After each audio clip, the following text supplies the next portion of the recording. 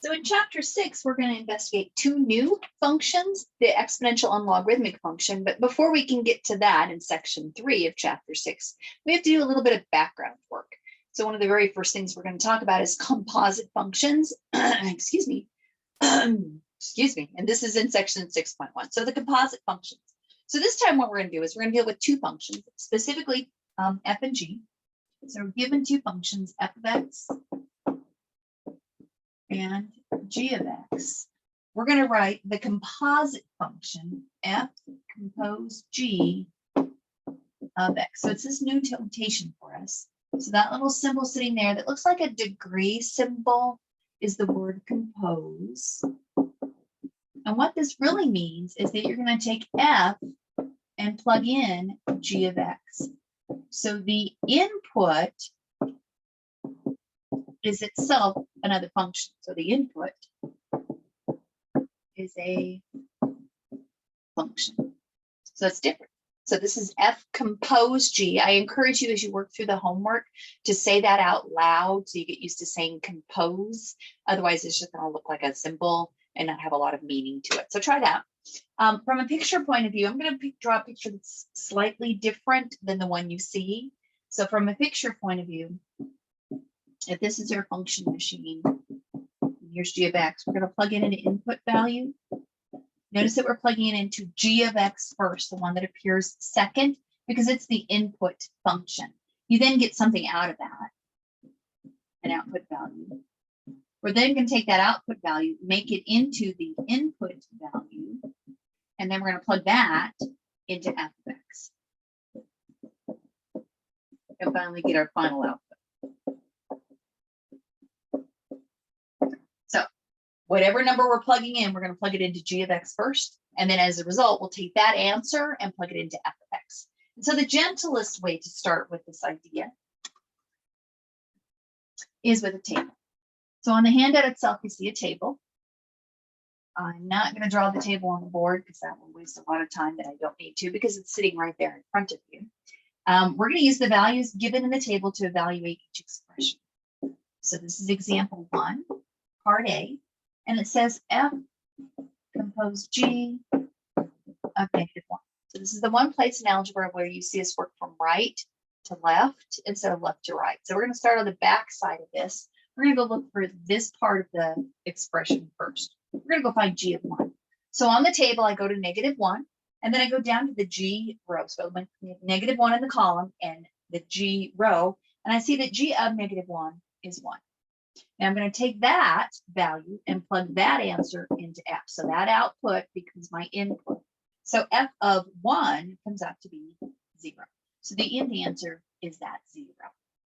So we use the input value that was written, found its output, and then when that output became the input value into the next function. And you can do a composition, it's a bunch of them.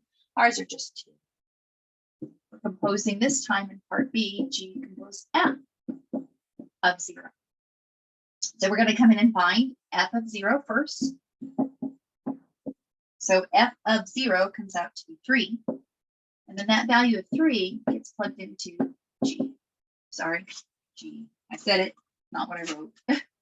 G of 3. So that output becomes my input, and g of 3 comes out to be 9. And so your final answer is that 9. This in between answer is not part of it, it's just part of the work. Part C, we're going to do f compose f of 2. So now we're going to plug 2 into f. So I look on the table and find that f of 2 is equal to -3. And then I'm going to take that value of -3 and plug it back into f. Why would we do that? Well, for now, it's going to remain a mystery, but it's something we're going to need to do. So we're going to plug f of -3 in, and f of -3 comes out to be 12. So our end answer is the 12. One more, part D. Part D says g compose g of -1. Again, it's a little open circle. Don't draw a dot because a dot means multiplication. It's a little open circle. So g compose g of -1. So we're going to go find g of -1 first. And g of -1 comes out to be 1. Then we're going to find g of 1. And G of 1 comes out to be 1. So our end answer is 1. So that's how we evaluate composite functions if we're giving specific table values, basically. What if we're looking at a graph instead? So our next example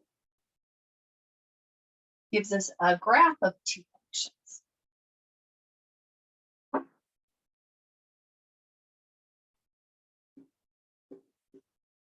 And my picture is not very good.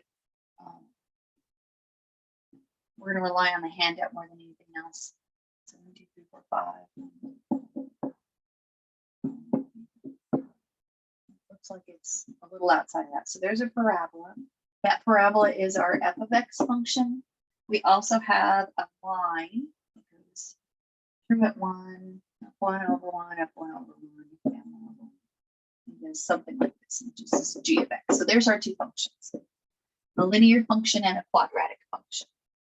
So we're going to use the graph this time to evaluate each of the given expressions. And this one is f composed g of 1. So again, starting on the inside, our first step is to find g of 1. So we're going to go over the picture. G is the line. I'm going to go over to an x value of 1. I'm going to go up to the line and see that its value is 2. Just double check. It's 2. And then we're going to take that 2 and plug it into f. So now we're going to find f of 2. So we go to 2, we go up to the function, go over to where f is and the y value that corresponds to that. And I got a 1 out of that, so my picture's really bad. So up to 2, over to 1. So here's 2, it comes over here. So it's equal to 1, which is why the handout has a nice function with a grid on it. Okay, what about part B? So part B says g compose f of -1. So again, we start at the end. We're going to go find f of -1. According to that picture, f of -1 comes out to be 4. Then we're going to plug that 4 into g because that's what it says to do. G is the next one we're plugging into. And g of 4 comes out to be 5. So our end result is that 5. Part C has us plug the function back into itself again. F composed f of 2. So we're going to go find f of 2 first. And we already found f of 2. We found that it was equal to 1. And then we're going to plug that 1 back in. So f of 1 comes out to be 4. So the end result is that 4. Okay, one more. Part D. We have g composed g of 0. Well, g of 0 comes out to be 1. And then we're going to plug that 1 back into g. So again, we're doing this, and then we're doing this. So g of 1 comes out to be, I think, 2. Yep, 2. So the end answer is 2. So that's how we do compositions if we're given either a table of values or a graph. But what if we're actually given a function? So let's do one more example on this part of the video.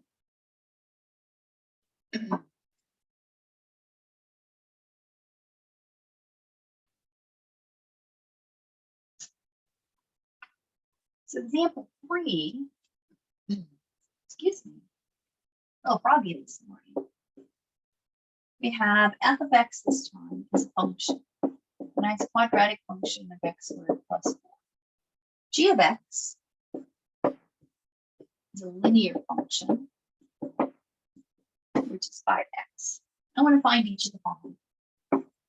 So I'm going to find f composed g of 1. So this problem just has me do a little bit more work, right? So we really have to evaluate each of the functions. Again, starting at this end of it, we're going to go find g of 1.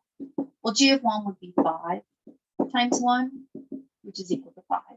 And I'm going to take that output and use it as the input into the next function. So we found this, and now we're going to take that and find this. So f of 5 comes out to be 5 squared plus 4. That'd be 25 plus 4, which is 29. So our end answer is 29. It's a little bit more work. It's nice practice at evaluating functions. Part B, going across the page. We now need to find g compose f of 1. So we're going to go find f of 1 first. Well, that would be 1 squared plus 4. That's equal to 5. We're going to take that output and now plug it into g. So we'll now find g of 5. It'd be 5 times 5, which gives us 25. So our end answer is the 25. Part C, we're going to find f compose f of -2. So our first step is to find f of -2. Be careful with your signs. A -2 squared plus 4, that's a positive 4 plus 4. Give me 8, and then we're going to find f of 8. So that would be a positive 8 squared plus 4. That's 64 plus 4. We'll get 68. So that's equal to 68. That's our final answer. Part D, we're going to do a G compose G. In this case, -4. So we'll take G and evaluate it at -4. So that would be 5 times that -4. That's a -20. And then we're going to plug that back in. So now we're going to find G of -20.